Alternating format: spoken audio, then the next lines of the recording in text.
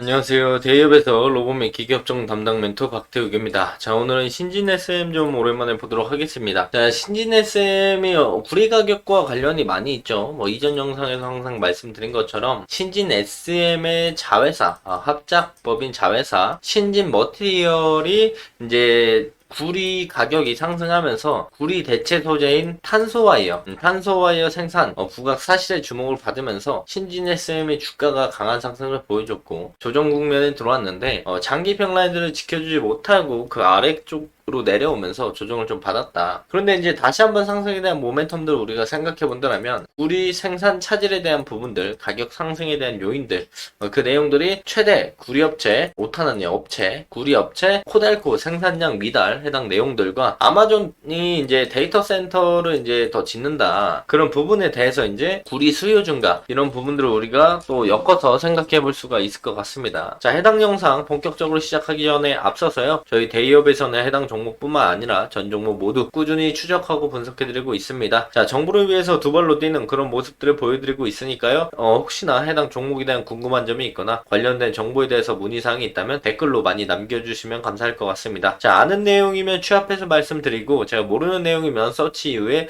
정리해서 말씀드리도록 하겠고요. 자, 만약에 시장에 나와 있는 정보가 아니라면 IR 담당자에게 통화를 해서라도 해당 내용들을 알아낼 수 있는 한 최대한 알아내서 말씀드리도록 하겠습니다. 자, 해당 종목에 궁금한 것들 댓글로 많이 남겨주시면 감사할 것 같습니다. 자, 바로 본론으로 들어가서 볼게요. 자, 저번 영상에서 말씀드렸을 때 우리가 이 지금 121선 그리고 241선, 481선, 1년, 2년선, 6개월선이 모이는 요 자리에서 우리가 지지에 대한 여부를 우리가 얘기를 했었어요. 그래서 좀 더 큰 그림으로 본다면 요 앞전에 매물대가 많이 쌓였던 요 자리들에 대해서 지지 라인에 대한 부분들을 말씀을 드렸는데 요 라인들이 이탈을 하고 다시 회복하는 모습들을 보여주고 있고 요 라인들은 이제 돌파를 하게 된다면 우리가 이제 이 앞전 매물대 라인들까지는 조금 볼 수가 있겠다. 고점이 낮아지는 해당 추세 상단 부위자 매물대 라인들까지는 좀 볼 수가 있을 것 같고 어쨌든 이제 주가가 강하게 올라갈 때 거래량이 많이 나왔고 여기서 이제 조정 나올 때는 거래량이 하나도 없거든요. 없이 빠졌기 때문에 만약에 이제 누군가가 개입을 해서 주가 상승을 좀 요인을 만들었다면 이 외봉으로 이렇게 거래량 이만한 거래량으로 모든 물량을 다 빠져나가기는 힘듭니다. 그래서 여기서 조정받고 다시 한번 이런 상승에 대한 모습들을 보여줄 가능성이 매우 높다. 그런데 그 시기적인 부분들을 본다면 우리가 구리 가격이 올라가야 다시 대체 소재가 주목을 받을 수 있기 때문에 우리가 구리 가격을 계속 체크해야 된다라고 말씀을 드렸잖아요. 그래서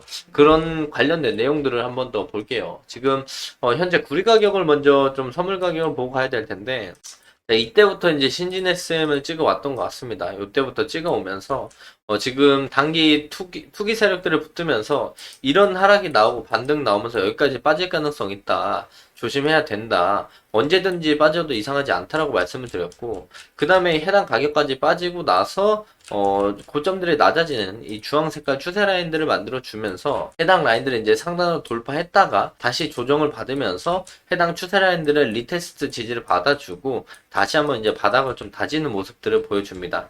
여기서 이제 상승에 대한 트리거들을 우리가 볼 수가 있겠는데 상승에 대한 모멘텀을 우리가 가져와서 본다고 한다면 자, 첫 번째로는 요 구리 세계 최대 구리 업체 코델코에서 월간 생산량 목표치 미달에 대한 내용입니다. 요 나온 기사 6월 27일 날 나온 기사고요. 내용을 한번 읽어보도록 하겠습니다. 세계 최대 구리업체 코델코 월간 생산량 목표치 미달을 했다. 그래서 이제 지난달 10만 3,100톤의 구리 생산 목표치의 8.6% 모자라다. 즉 구리광산에 대한 54점 가뭄 현상으로 이제 구리광산의 54% 생산량이 감소했다라는 내용들이 나오는데 즉 이 얘기들은 뭐냐면 공급이 줄어들었다는 겁니다. 지금 수요는 계속해서 나오고 있는데 공급이 갑자기 줄어들면 공급과 수요의 법칙으로 인해서 가격은 상승하기 마련이죠. 그래서 공급량이 딸리고 수요가 많아지면 구리 가격은 자연스럽게 올라가고 그렇다면 대체 소재인 탄소와이어도 주목을 받을 테고 그렇다면 신진 SM 주가에도 긍정적인 영향을 끼치겠죠. 그래서 내용들을 쭉 보면은 5월 생산 목표치를 달성하지 못했고 그리고 이상기후로 인한 가뭄 현상이 구리 생산에 부정적인 영향을 줄 것이란 전망도 제기되고 있어서 공급 차질은 지속적으로 가능성이 높다라는 이야기가 나오고 있죠. 즉 공급량이 줄어들 것이다. 높아지지 못한다. 수요는 계속 나오는데 공급이 받쳐주지 못한다라는 이야기를 계속 하고 있는 겁니다. 자, 최근에 이제 전 세계적인 기상이후 현상으로 곳곳에서 가뭄 현상이 벌어지면서 구리 생산에 차질이 빚어질 것이라는 전망도 나온다.